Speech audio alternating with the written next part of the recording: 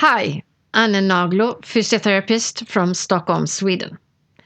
This section is about shoulders, the shoulder joint, and different kinds of issues you can have there. The shoulder joint is very complex because it's a sort of unstable joint. The shoulder joint relies on the muscle tissue in order to function properly. So, for you to understand a little bit more about the different kinds of issues and what to do, we will move back to my old school books and I will show you there. This is the shoulder joint. As you can see, they have removed the breast case, and here is a scapula that's on your back, and this is the upper arm bone, and this is the collarbone. So they all connect together to form the shoulder joint. And the shoulder joint also connects to this bone in between your ribs. The sternum, it's called. Anyway, as you can see, the scapula has a shallow cavity that the upper arm bone, the head of the upper arm bone, sort of fits into. But this is so shallow, so the upper arm bone will not stay here unless the muscles pull it towards the body. So, as you can see, in comparison to other joints, this is a very unstable joint, and that gives extra pressure on the muscles. We will continue to another drawing where I just will show you the hip joint and the shoulder joint.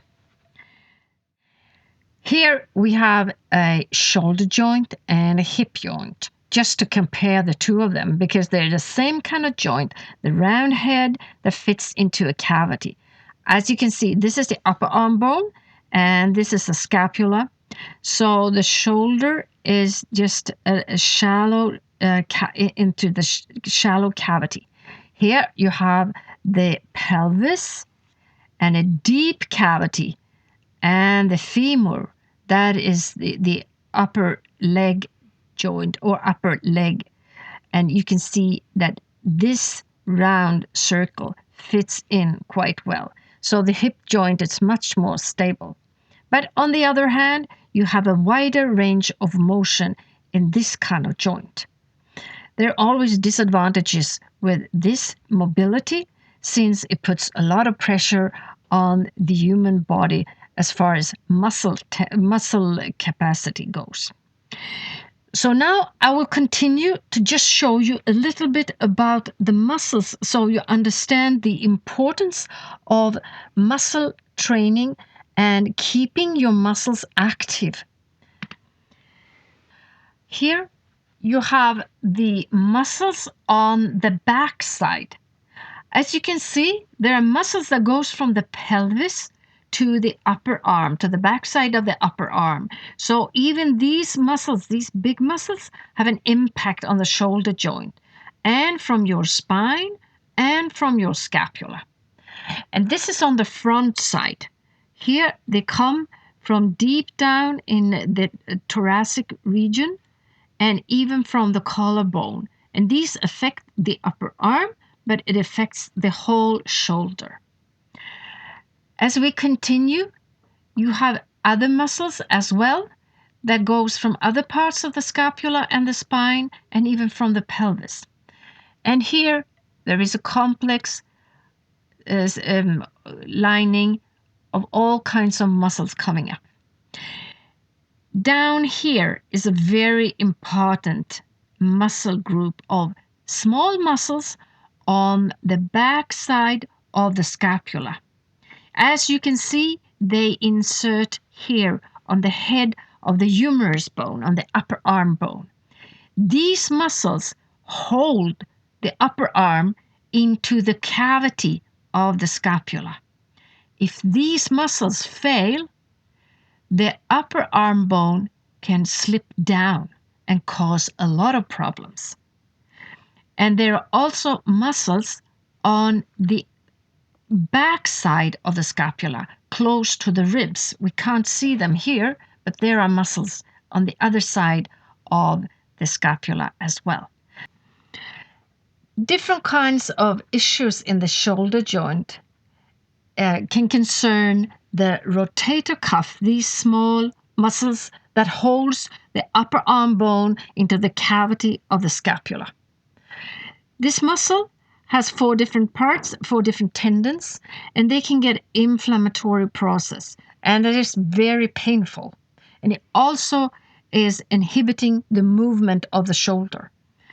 Normally, if you do the same movement over and over and over again, these repetitive movements you can have in factories or sitting by a computer, just doing the same things all day long, can cause a lot of problems, and it's kind of hard to get rid of. Other kind of issues in the shoulder joint can be an inflamed biceps tendon. And that is also very painful. And you have the tendon coming up here. There is a long head and there is a short head. There are different kinds of tendons. If you feel, oh, I have a pain here. I have a little bit of problem with this.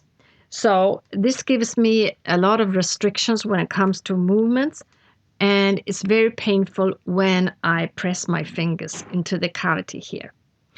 I will show you in the next section how you can treat this yourself.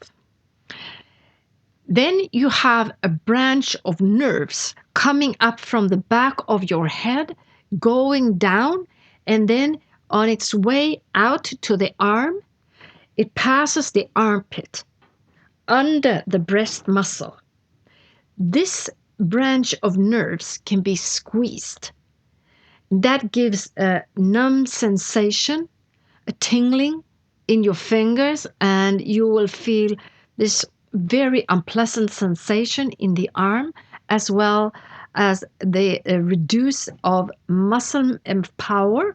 And you can also feel lose the sense of nerves, so you don't exactly feel anything in your fingers. This can be kind of tricky to get rid of, since the nerve is squeezed, and if it's constant, it's squeezed, it has a tendency of becoming a chronic pain and lack of power. This is something that physiotherapists treat also as well. Then you can also have what we call subluxation. That means that the tendons are getting looser and looser by a constant wearing out, sort of. If you do the same kind of movement and you go beyond the range of movements that you should, or the ligaments starts to getting slack. And then you can do even a wider range of movement, and maybe you just use that ability, and that is sort of wearing the tendons out. This can result in the upper arm bone, the head, that sort of pops out. And then you can have a total luxation of the upper arm bone. That is mostly from accidents, like a skiing accident, or somebody slipping on ice and falling on your shoulder. Then the whole shoulder joint can get dislocated, and that is awfully painful, and you need to go to the emergency ward immediately.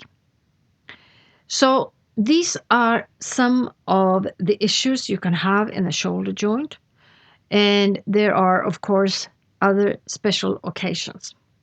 If you have like a moderate pain and you have maybe you feel a little bit numb, but you still have the power in your fingers and you still can feel, there is no need to rush off to a specialist. You can just go to a regular clinic and have it examined, so there's nothing broken or anything like that.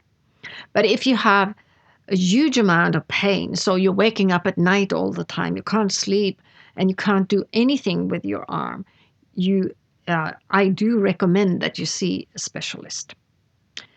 So we'll stay tuned for the next video, where I will show you some self-treatment in your arm.